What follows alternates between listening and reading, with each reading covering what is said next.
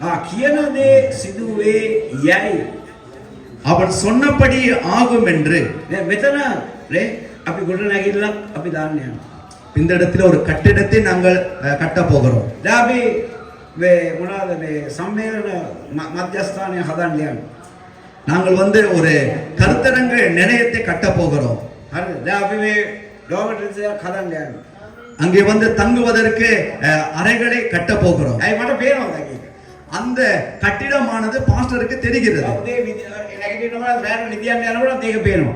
காலையில தூங்கி எழும்பும் பொழுதும் இரவைக்கு நித்திரை செய்ய போகும் போதும் அந்த கட்டிடம் பாஸ்டருடைய கண்களுக்கு தெரிகிறது. ඒක තමයි අඳවල් තියෙන්නේ.